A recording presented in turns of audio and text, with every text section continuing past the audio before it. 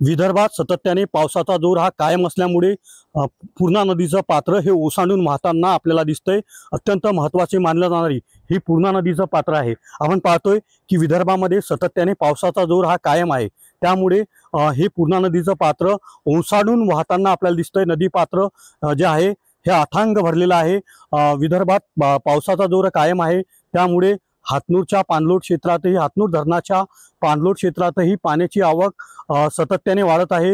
हातनूरचे दरवाजे देखील या ठिकाणी हे 18 उघडण्यात आलेले आहेत। मध्यंतरी 14 दरवाजे उघडण्यात आलेले होते।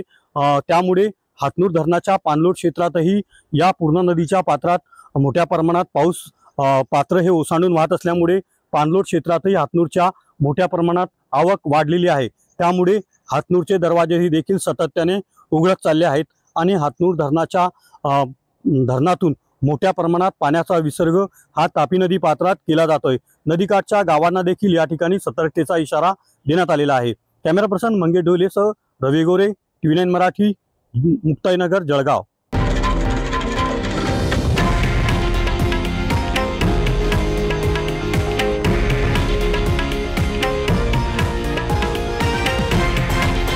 हे आहे देशातील नंबर 1 न्यूज नेटवर्क आणि आपण पाहत आहात TV9 मराठी, एकमेव।